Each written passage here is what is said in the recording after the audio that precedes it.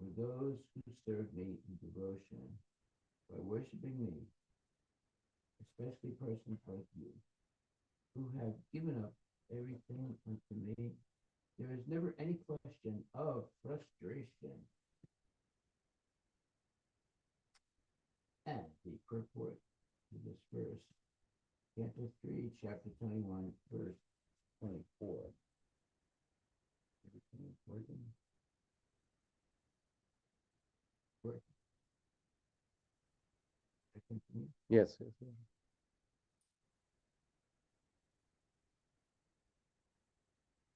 The Lord continues, my dear Rishi, O leader of the living entities. For those who serve me in devotion by worshiping me, especially persons like you, who have given up everything unto me, there is never any question of frustration. Okay, so this is um, purport by Srila Prabhupada. Even if he has some desires, one engaged in the service of the Lord is never frustrated. Those engaged in his, meaning Krishna's service, are called sakama and akama. Those who approach the Supreme Personality of Godhead with desires for material enjoyment are called sakama. And those devotees who have no material desires for sense gratification, but serve the Supreme Lord out of spontaneous love for him are called akama. Sakama devotees are divided into four classes: those in distress, those in need of money, uh,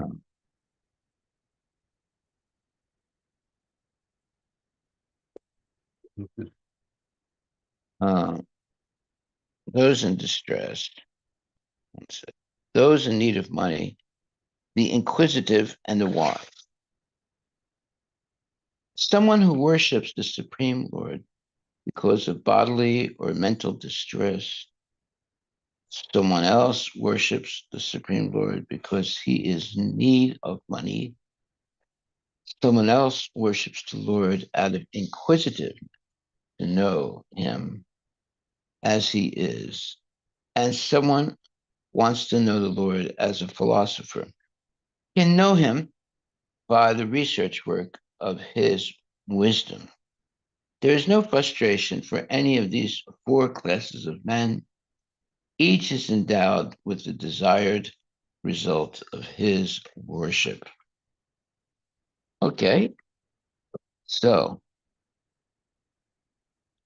uh, Krishna uh, is speaking, and he's making he's making a a point that is important. That is that who serve those who serve Krishna in devotion by worshiping him, and who have given up everything uh, to Krishna, there's never any question of frustration. Okay, so I that's something that most people would not understand. Uh, Someone would say, "Well, if I give everything up, I don't have anything. So how can I be happy?" However, what does it mean by uh, giving everything up? That means that whatever you have, you don't throw it away. You don't burn it or destroy it. Whatever you have, you use in the service of Krishna. So, but instead of using it in sense gratification, you use everything in the service of Krishna. So you haven't thrown anything away, but you've learned how to dovetail everything in Krishna consciousness. Haribol. So let's read that again. This is Canto 3, Chapter 21, Text 24.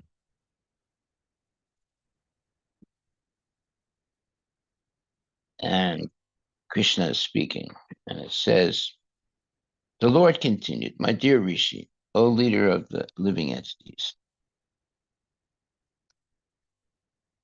for those who serve me in devotion by worshiping me, especially persons like you, who have given up everything unto me, there is never any question of frustration.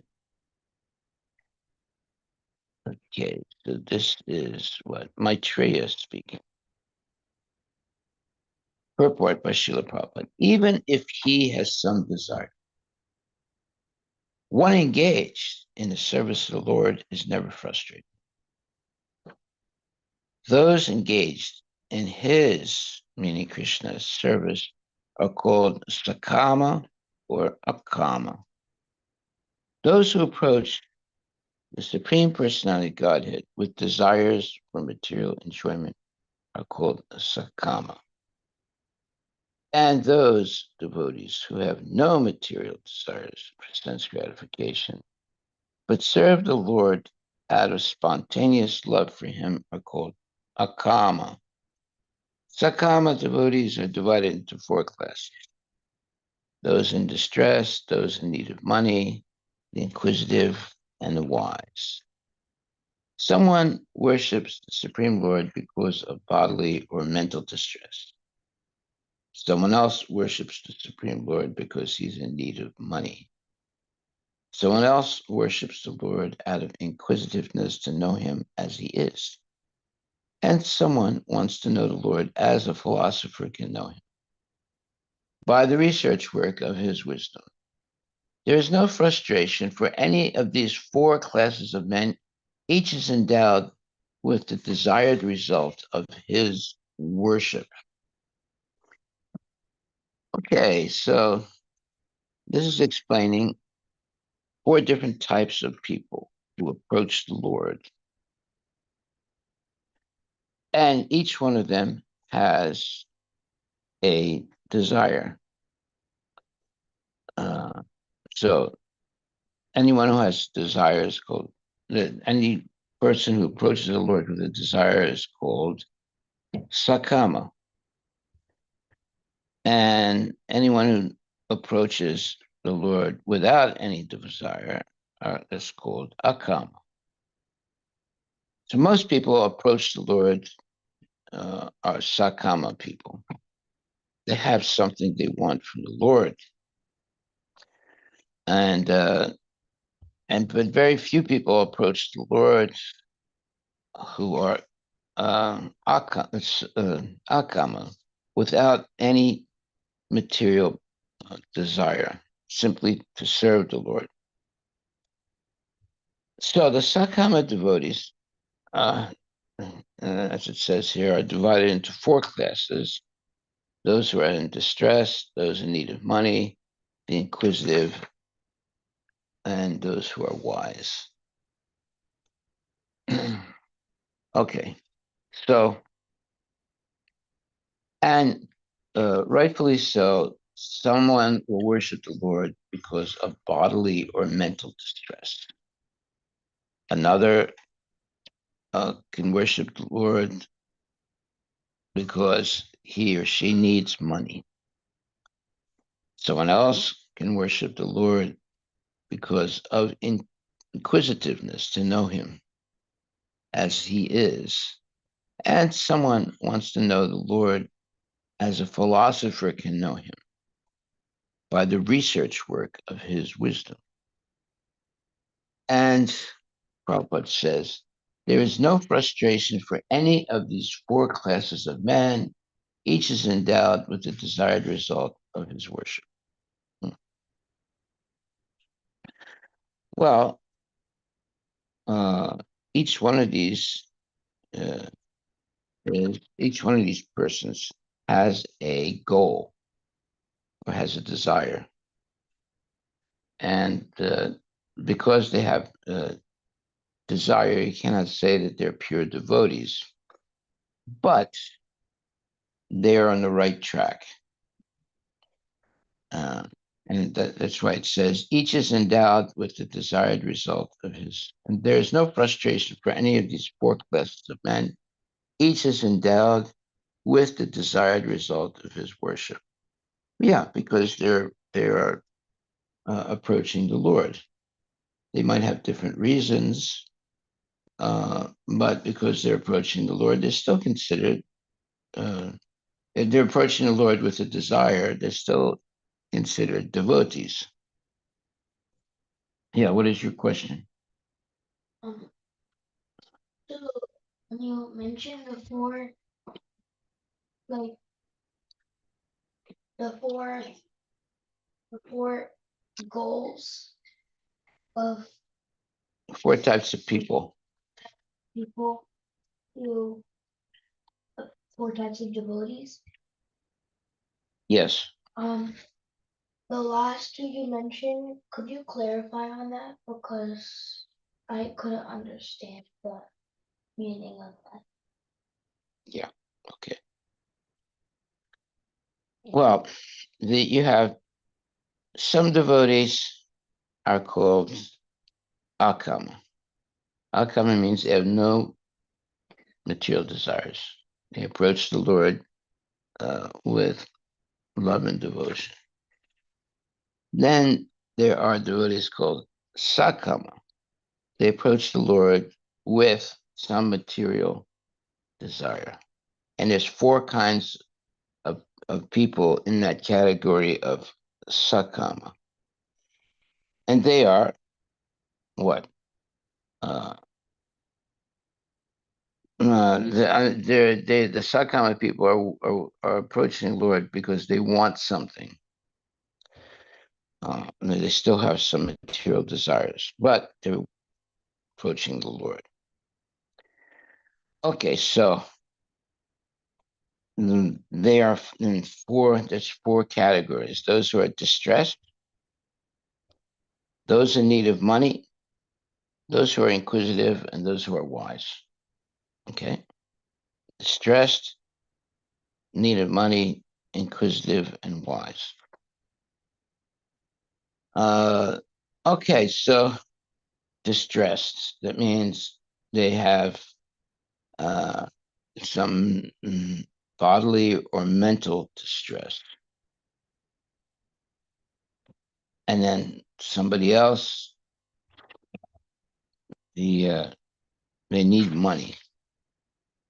And then somebody else, they're just inquisitive to know who Krishna is and what he is. And then number four, someone who wants to know the Lord as a philosopher can know him by the research work of his wisdom. Now, each of these persons will, as it says, has no frustration. Uh, in other words, the Lord reciprocates. He doesn't keep himself hidden. He doesn't, let's say, he doesn't, he gives everyone the opportunity to achieve what they want. That's why it says there's no frustration for any of these four classes of men. Each is endowed with the desired result of his worship. However, you cannot say that each one of those persons are pure devotees because they're approaching the Lord with some kind of material desire. But that's okay. At least they're approaching the Lord. And the Lord will reward them what they want. That's why it says that There is no frustration for any of these four classes of men. Each is endowed with the desired result of his worship. But each one is approaching the Lord with some material desire. Okay, so, but see, that's better than not approaching the Lord. At least they're approaching the Lord. And the Lord will satisfy their need. All right. So now we're going to read, there'll be more information now about the pure devotee that approaches without any material desire. So the next verse says, text 25, the emperor Swayambhuva Manu, the son of Lord Brahma, who is well known for his righteous acts, has his seat in Brahmavarta and rules over the earth with its 7 oceans. Purport by Srila Prabhupada.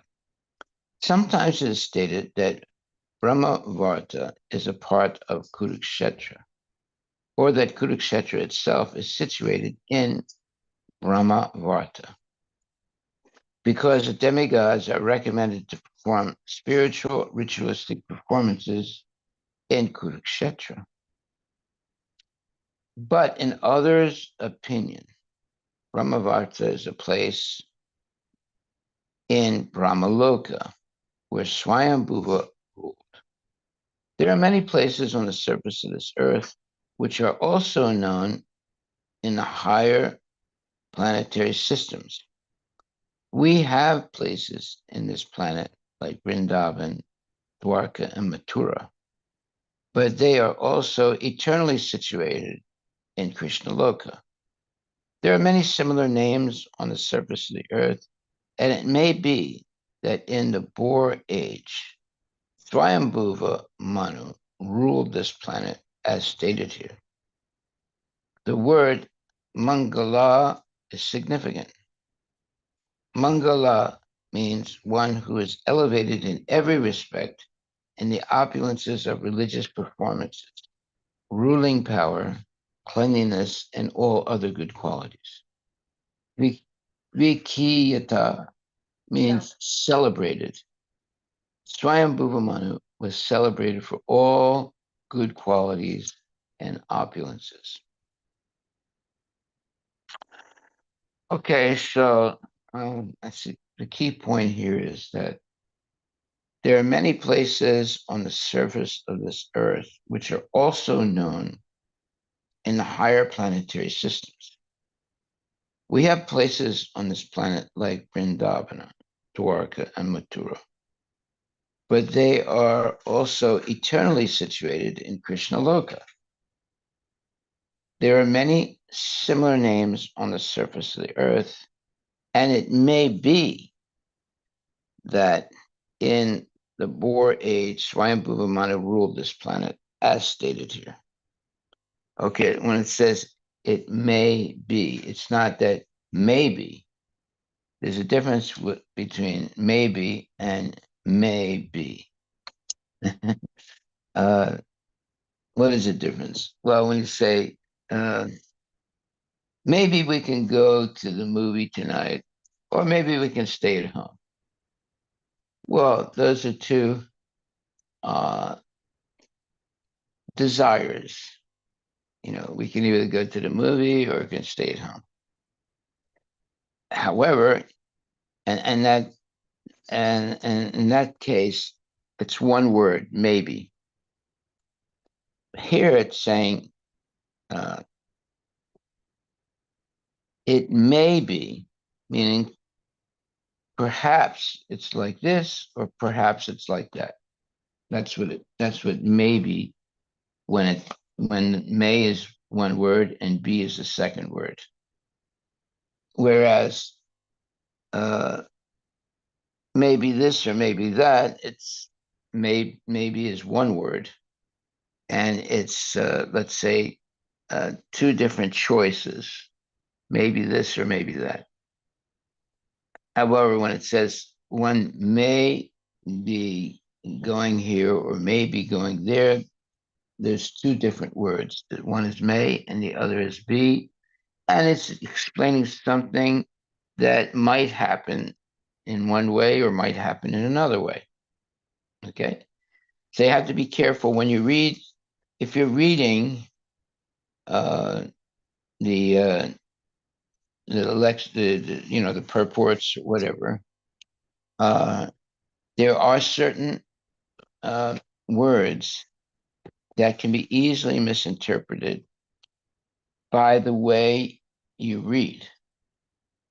So someone could read this like this. They could say that.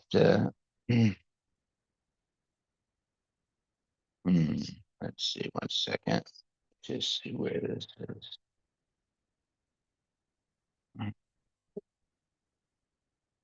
You could say, maybe we can go tomorrow instead of today.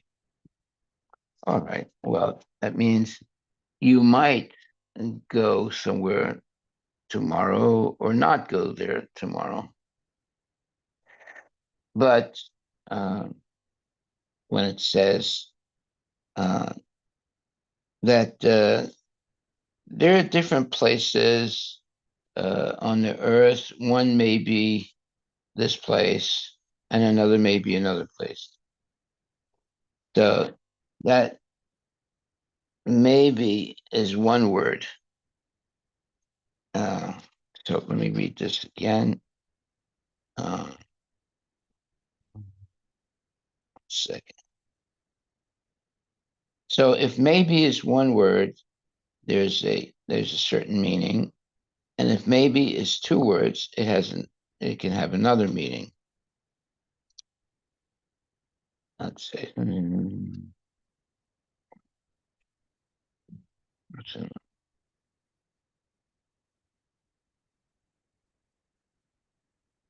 Okay, so when it says, there are many similar names on the surface of Earth, and it may be two words that in this Boer age, Swayambhuva Manu ruled this planet, as stated here. So maybe there is implying that it could be one thing or another. That's why it says it may be that in the Boer age, Swayambhuva Manu ruled this planet. And then in another way, when you say, maybe we can go to the movie today, or maybe we can stay at home, that has a completely different understanding. It's and maybe in those two, maybe we can stay at home or maybe we can go to the movie. Maybe is one word. And when it says, it may be that in the Boer age, Swayambhuva Manu ruled this planet, it's a hypothetical thing. It could be this way or it could be that way. Okay. So can you check that? Let's see. Maybe is one word or maybe is two words.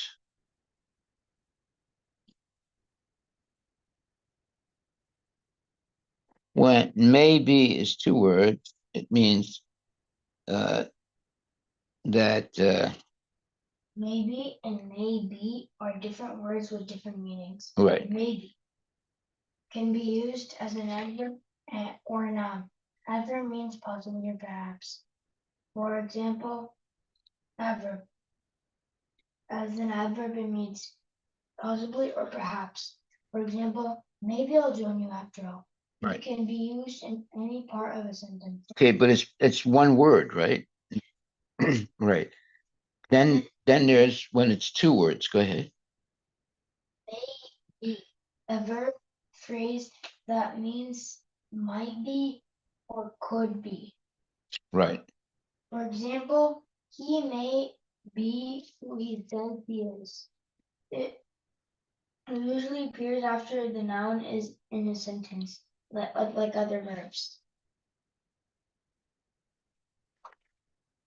So the two words maybe is used to indicate that something is uncertain but has a chance of being true. Right. But whereas one word maybe is used when when they are not sure about something or aren't ready to give an answer. Right. Okay. So what, okay, give the example of each possibility.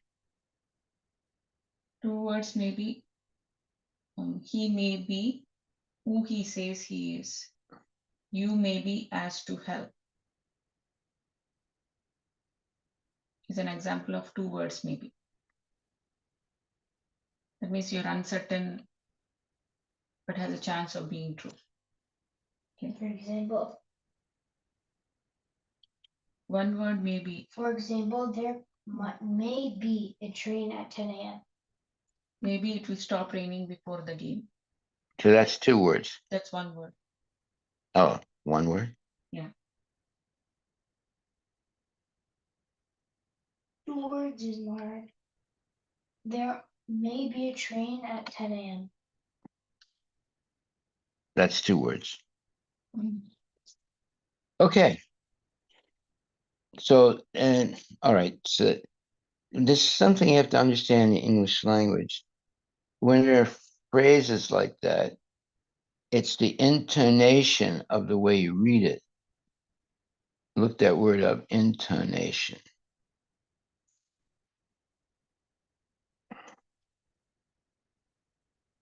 So the way you pronounce it can mean one thing or mean something else. It depends how you pronounce the word or how you're reading the word. The rise and fall of the voice in speaking. Ah, see, the the way your voice is, you're voicing the words. Say that again. The rise and fall of the voice in speaking. Right. So someone can say, maybe I made a mistake. Okay. So that means they might have made a mistake. And the other way would be uh, Krishna may be in Vaikuntha, or he may be in the spiritual Vaikuntha. So there's a different meaning, and it depends on how you pronounce the word in those words and how you use them. So what does it say? You how to differentiate between the two, So the word, two words maybe, is a verb phrase that means might be or could be. right? Maybe, two words, is used to indicate that something is uncertain but has a chance of being true. Right. One word maybe can be used as an adverb, noun, or shortened version of the Middle English phrase it may be.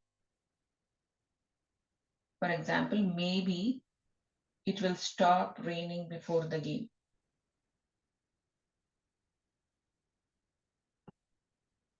This word maybe, one word maybe, is used to refer to an event that may or may not happen. People use maybe when they are not sure about something or aren't ready to give an answer.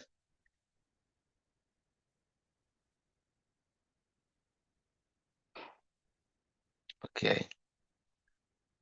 So single maybe, single word is a less probability. Hmm. Is that Yeah. So And the two two words words and maybe something is uncertain, but there is a high chance of being true. But has a chance of being true. And if it's one word, They're not sure about something or aren't ready to give an answer. Is referred to an event that may or may not happen. yeah, Uncertainty. yeah, right. And it depends how you say the word. or the intonation, the way you say it. You could say, maybe I got it right, or maybe I got it wrong. Or there may be another choice in life. So there's two ways of using the word maybe.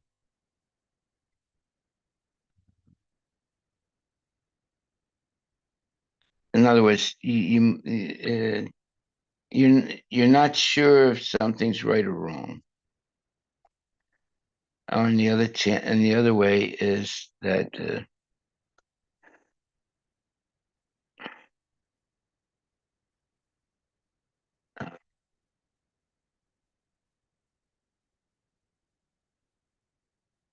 what did you say? One word maybe. Examples. Maybe. Oh, as one word. Go ahead. Yeah. Maybe we will have a picnic if the weather is nice. 2 words maybe.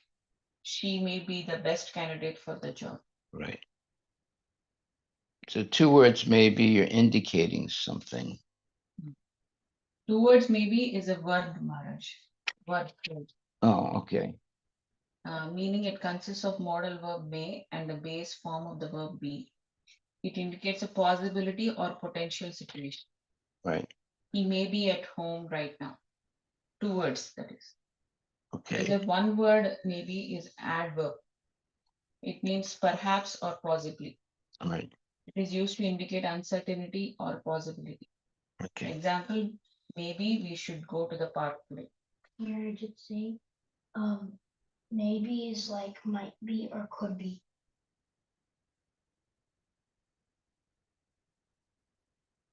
Okay. And anything else? There's another way of saying it. No, all those examples it's giving me is might be or could be. Can you read yours again? Maybe 1 word. Part of speech is adverb. Meaning, it means perhaps or possibly. It is used to indicate uncertainty or possibility. Maybe we should go to the park today. That is the example. 1 word. 1 word maybe is an adverb, Maharaj. It is basically describing an action, right? Adverb is something. Yes. Yeah. Maybe 2 words is a verb phrase. It consists of the modal verb may and the base form of the verb be. It indicates a possibility or potential situation. Example, he may be at home right now. Okay. That's an adverb. That's verb. No, 2 that's words maybe. 2 words maybe is a verb. 1 word maybe is an adverb. Mhm. 1 word maybe, example is maybe we should go to the park today. 2 words maybe, example is he may be at home right now.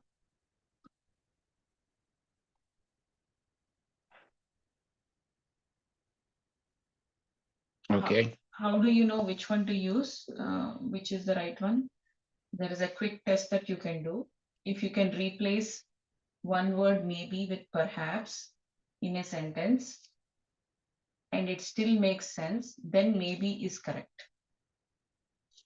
Mhm. Basically, 1 word maybe is nothing but perhaps.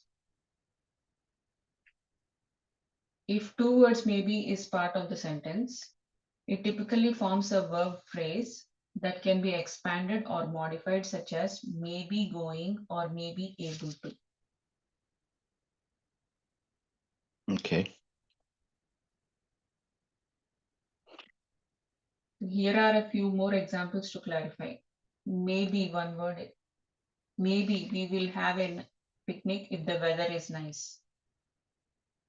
2 words maybe. She may be the best candidate for the job. Okay. Maybe is usually used for talk about the future or possible action or happening. Saying that something is possibly correct or true. Respond to a request or suggestion. May be is mostly used to make a polite suggestion. To or maybe is used to make a polite suggestion.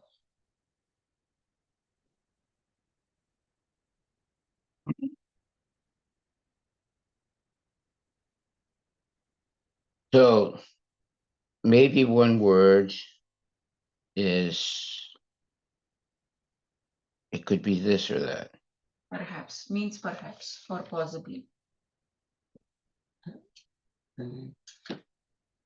It is used to indicate uncertainty or possibility.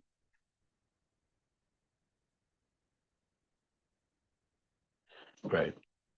And maybe two words is, It indicates a possibility or potential situation.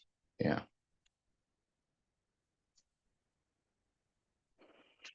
Okay. Maybe one word is adverb, maybe two words is verb phrase.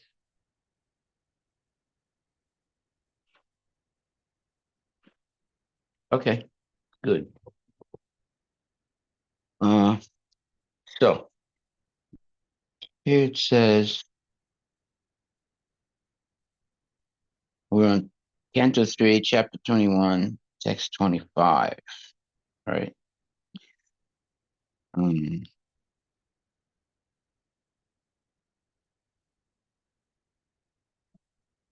It says that sometimes it is stated that Brahmavarta is a part of Kurukshetra, or that Kurukshetra itself is situated in Brahmavarta, because the demigods are recommended to perform spiritual ritualistic performances in Kurukshetra.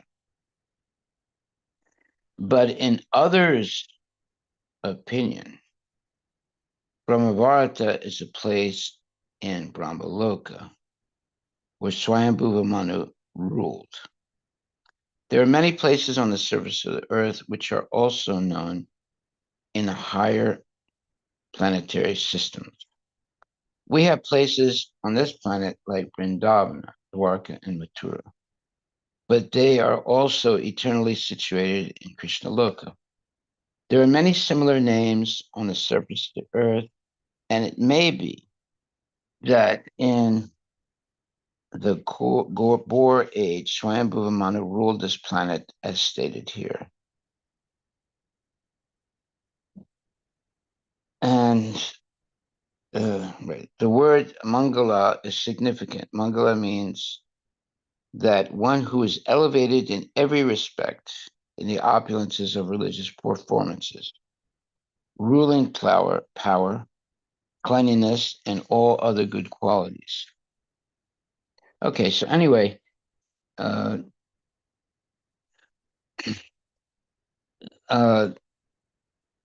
it depends on how we pronounce the words, what intonation we use when we pronounce the words. There could be different meanings of the word. So, and then also, it says that sometimes it is stated that Brahmavarta is a part of Kurukshetra, or that Kurukshetra itself is situated in Brahmavarta, because the demigods are recommended to perform spiritual ritualistic performances in Kurukshetra. But in others' opinion, OTHERS with a with the, not a colon, but the what do you call it? Apostrophe. What is it called? Apostrophe. Apostrophe, yeah. So others with an apostrophe. Brahmavata is a place in Brahmaloka where Swayambhuva ruled. So there are two possibilities. Either Brahmavarta is a part of Kurukshetra, or that Kurukshetra itself is situated in Brahmavarta.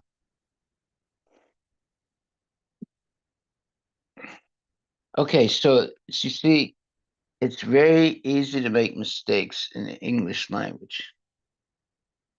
Or sometimes there are different possibilities. Then it would not be exactly a mistake. It depends on how you read it. And that's why it says, but in others' opinion, Brahmavarta is a place in Brahmaloka where Swayambhuva Manu ruled. It's just like if you hear this phrase, the temple is on the river. Now, what does that mean? Well, there's different ways that you can understand it. The temple is on the river. It could mean it's on one side of the river or the other side of the river. It could also mean it's on the river. It could be on the island in the middle of the river. It's on the river. You could interpret it as saying somehow or other it's hovering over the river, up in the air somehow or other. So there are these ambiguous, let's say, phrases that can be interpreted differently. So when you say, and you'll never really know what is the right answer, because it says the town was on the river. Well, does that mean it was on one bank of the river or the other bank of the river? Or was it on an island in the middle of the river? Or was it hovering over some mysterious way, hovering over the river? You see, so sometimes it's very difficult to understand exactly what is meant. Only a person who has experience of being at that place would be able to tell you what it means on the river. So you have to be careful with these words because sometimes the phrase is completely understood. Everybody has the same understanding, but sometimes a phrase can be said, and people can have different interpretations of it. And the only way you would know what is the truth is to meet a person who is actually at that place that's being spoken of. That's why here it says, sometimes it is stated that Brahmavarta is a part of Kurukshetra, or that Kurukshetra itself is situated in Brahmavarta, because the demigods are recommended to perform spiritual ritualistic performances in Kurukshetra.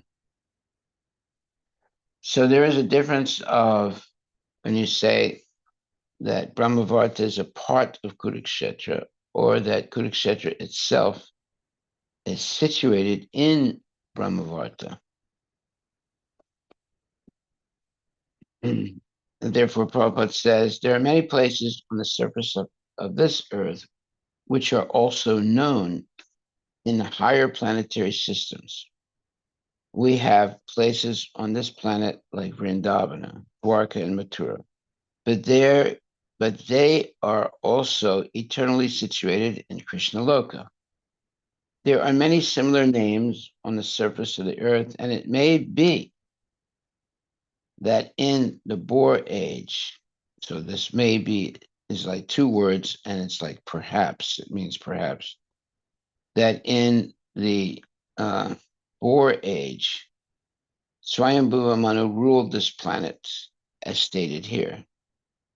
the word Mangala is okay. So, all right. When we read English, the intonation is important. Look that word up, intonation.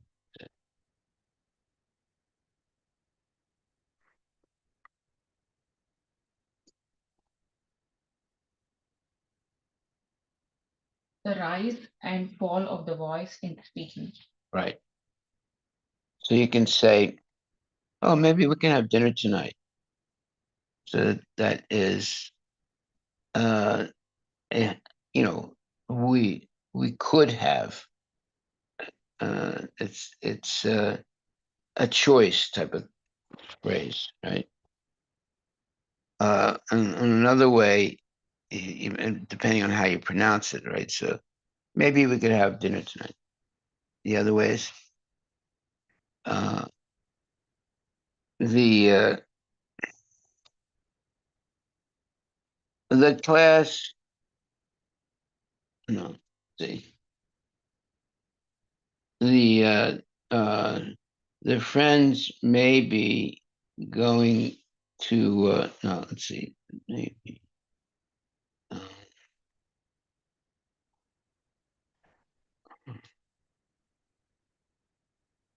Maybe we should go to the park today. yeah, maybe we should go to the park today. That's one word, maybe. Yeah, one word, maybe. Yeah. And the other one is there's two words, meaning Maybe there's be at the home right now. yeah. So it depends whether it's one word or two words. If it's one word, it means there's perhaps. If it's two words, it's mm, Indicates a possibility or potential situation. yeah, okay, indicates a possibility. What's the difference between perhaps and possibility? They might be the same thing. Okay, all right, give an example of the two ways it can have meanings. Or perhaps, Maharaj, or No, maybe.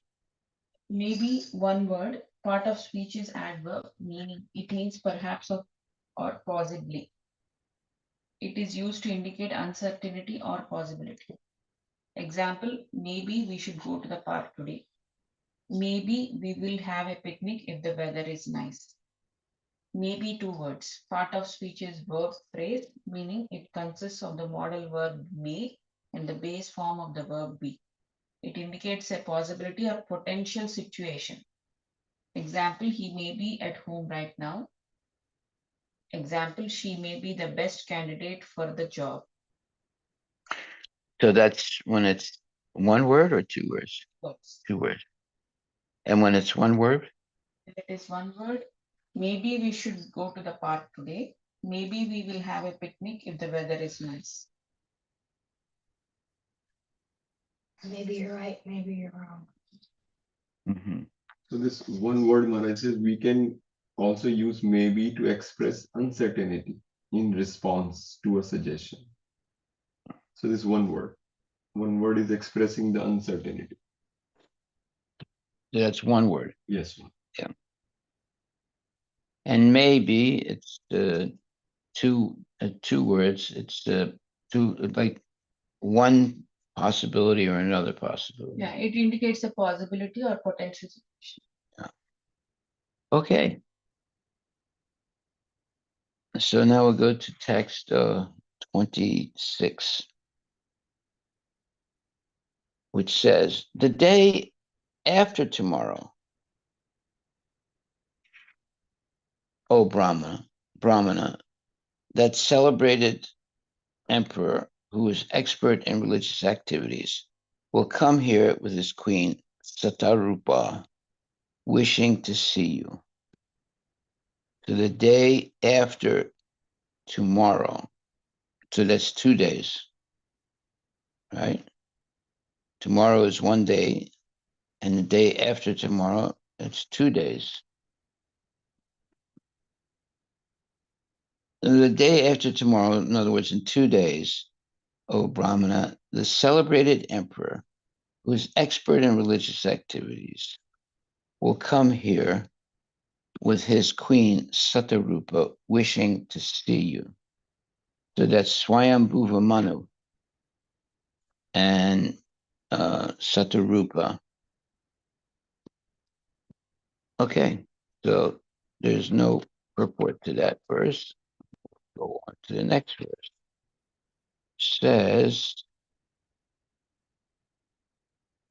he has a grown-up daughter whose eyes are black. That's Swayambhuva Manu, right? He has a grown-up daughter whose eyes are black. She is ready for marriage, and she has good character and all good qualities. She is also searching for a good husband. My dear sir, her parents will come to see you, who are exactly suitable for her, just to deliver their daughter as your wife. Purport by His Divine Grace, A.C. Bhaktivedanta Swami Prabhupada. The selection of a good husband for a good girl was always entrusted to the parents. Here it is clearly stated that Manu and his wife were coming to see Kardama Muni to offer their daughter because the daughter was well qualified and the parents were searching out a similarly qualified man. This is the duty of parents. Girls are never thrown into the public street to search out their husband. For when girls are grown up and are searching after a boy, they forget to consider whether the boy they select is actually suitable for them. Out of the urge for sex desire, a girl may accept anyone. But if the husband is chosen by the parents, they can consider who is to be selected and who is not. According to the Vedic system, therefore, the girl is given over to a suitable boy by the parents. She is never allowed to select her own husband independently. So there's a language in Armenian that says, if you leave it to the girls, she'll choose either the guy that plays the clarinet or the guy that plays the drum. Meaning she has no real, let's say, good choices. She's not qualified to choose properly who's the person to get married to. But if we say that all the women will be Upset, upset now. meaning women can't make the right choice.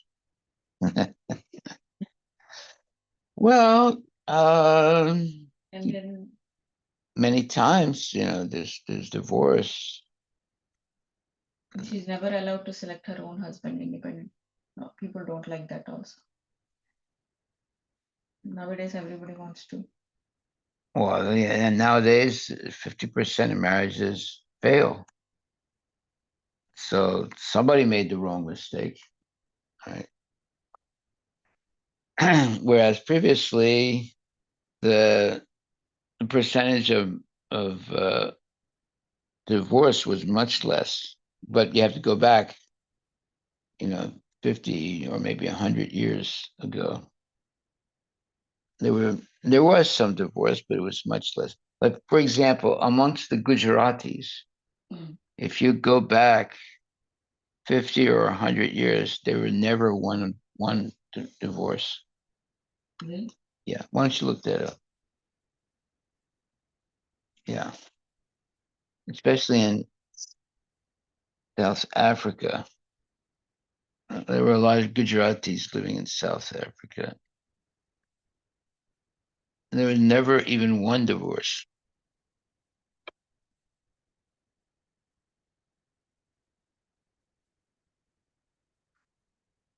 But now there are many divorces amongst the Gujaratis.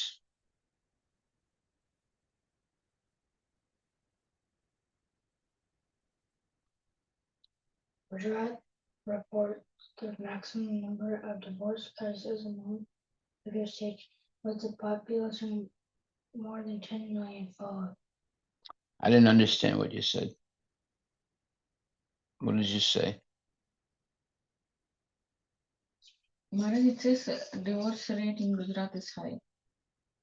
It ranks sixth in divorces. What? Gujarat ranks sixth in divorces Now, now. look back like 50 or 100 years ago. Look at 100 years ago.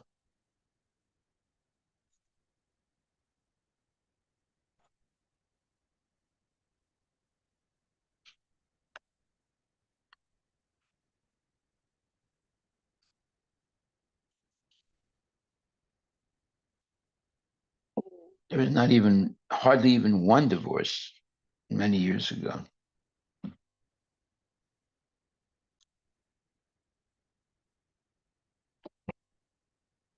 What's interesting is the more education people have, the more divorces there are. And the less education people have, the less divorces there are. Get a clearer picture of the historical divorce rate in Gujarat. You might need to consult historical records, legal archives, or sociological studies focused on marriage and family structures in the early 20th century India. However, such detailed and region-specific historical data may not be readily available. So they're not saying anything? Saying that 100 years ago, determining the exact divorce rate in Gujarat 100 years ago can be quite challenging due to the lack of comprehensive statistical records from that period. Okay. Divorce was also a less common and socially acceptable practice in India in the early 20th century, especially in traditional and conservative regions like Gujarat. It was less, what did you say? Less practiced. Yeah. So there was not many divorces. In the early 1900s, divorce rates were generally low across India due to several factors. Right. Cultural and social norms, marriage was considered a sacred institution and divorce was heavily stigmatized. Legal constraints, the legal framework for divorce was not as developed and obtaining a divorce was a complicated task. Economic dependence, women in particular were often economically dependent on their husbands, making divorce a less viable option. Yeah, that's the fact. That's the truth. There's much less divorce previously. But in modern times now, even amongst the Gujaratis, there is a lot of divorce. Whereas before, there was never any divorces, hardly any. The concept of divorce and legal processes surrounding it began to evolve significantly after the implementation of the Hindu Marriage Act in 1955, which provided more structured grounds for divorce and legal recourse. Yeah, but that doesn't mean it's a good thing. Actually, Divorce became more prevalent. prevalent. Before that, it was not. Yeah, there's almost no divorce. Okay. So much for the Gujaratis. All right, so we'll stop right there. Are there any questions anyone has?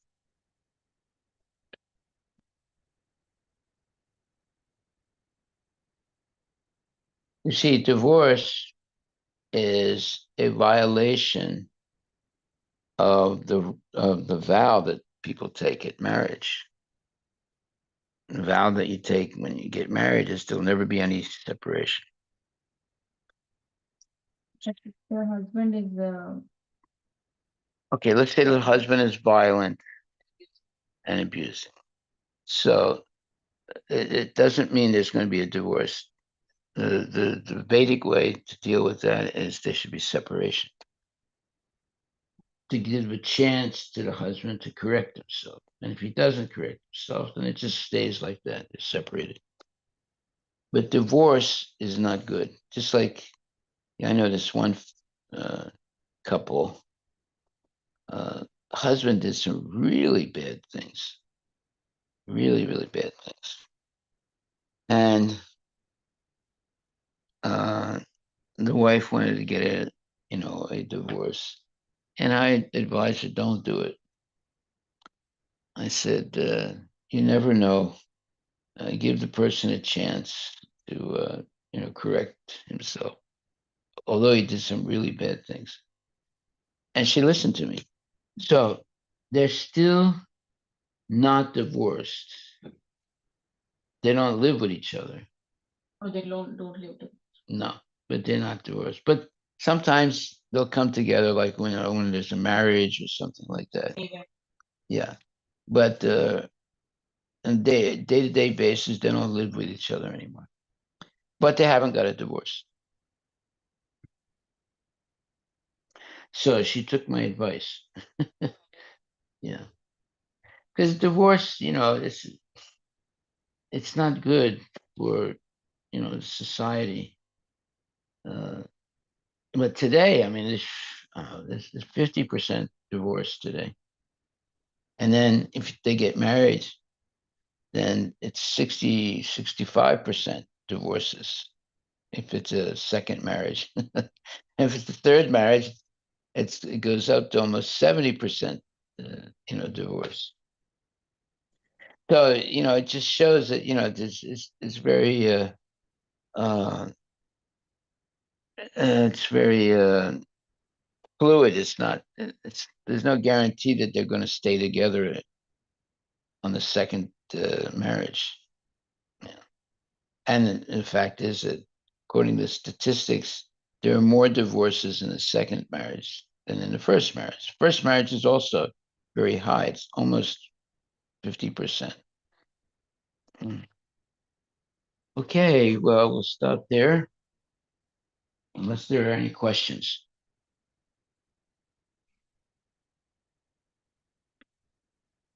So current flow, Maharaj, the people are doing is exactly opposite what Vedic system say. Yeah, it says According to Vedic system, The girl is given out a suitable boy, right? she's never allowed to select her own husband independently. Now is exactly flipped. yeah. They have to select. Like very rarely people will go with the parent selection only. It's true for both boy and girl. Boys and girls, not girls. Yeah, so I knew this man. He had he had a boy, and he chose a girl for the boy, and it was a disaster. They were like separated like maybe like 2 months after the marriage. Parent had selected or the group? Parents selected, father selected. Why? Because the father selected the girl not by analyzing her qualities, but he was attracted to her, Correct. you know. So because she was a good looking lady, so he was attracted to her. So that was a complete disaster. And then the next time, the boy chose, a girl, a wife, and they're still married now. Right? So the father, he didn't really vet the girl at all. She was attractive. He was attracted to her, so therefore he chose it on that basis. So there's more things you have to look at than just physical attraction.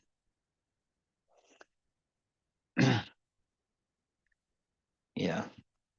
There's a funny story. Once there was a father that was trying to get his daughter married, and he had just the father had just sold a horse, and the way he sold the horse was he took it to the marketplace, and no one was buying the horse. And then he changed his strategy and started saying, hey, take a look at this horse. Look at the legs of the horse. Look at the legs. Look at the eyes of the horse. Look at the nose of the horse. And then people, because he was shouting it out loud, people start coming and looking at the horse, and eventually he sold it. So when he gets home, uh, his wife is a little bit upset because a man has come that wants to marry their daughter, right? And she's really upset that he, was late, and she was giving him a lot of bad looks, and finally she said, "Well, why don't you say something?" Right? Because they were all sitting there, the parents of the girl and the parents of the boy, right? So the wife said, "Why don't you say something?" So he said, "Take a look at her legs and look at her nose," just like he was sold the horse. And he shocked everybody. And then the other family just walked out. They thought he was crazy. That's the way he sold the horse, right? The wife said to him, you say something. Haribo. All goes to Prabhupada. So basically, the parent has to be selecting the groom based upon the right criteria, Yeah, yeah. rather than You could do a horoscope. There's many ways you can, vet the person. Like one time, this devotee, he came to me and said, "Prabhu, I gotta ask your advice." I said, "Okay, go ahead." He said, "Well, I'm thinking of getting married." This is, like 1 year before that, he told me, "I'm never getting married." So fast forward 1 year, he comes and sees me and said, "Prabhu, I'm thinking of getting married." But I had this horoscope done, uh, and he knew the dates. He had the dates when the girl was born and things like that. And the pundit that did the horoscope, he said, "Don't marry that girl. You have absolutely nothing in common. It'll be a complete disaster." So he comes to see me, and he says, "I went to see the astrologer, and he said, don't marry this girl because although she was a devotee, he said, because you'll be miserable the rest of your life. That you have nothing in common." So he said, "What should I do?" So I said, "Well, if you were a karmi, I would say don't go marry her." He said, "Okay." I said, "But you're a devotee. So if you follow the principles of Krishna consciousness, then your karma is not going to be a factor in your life with the girl because you're following Krishna consciousness. You're protected by Krishna. And if she also is, following the rules and regulations, she's also going to be protected. So then you'll be able to get married and not get divorced." I said, "Okay, that makes sense." So he married her, and they're still married now, 20 years later. you know. I said, "But if you're not a devotee, then definitely follow what the pundit said, because what his reading is correct." You know. Okay, Hari Bol. Bol goes to Prabhupada.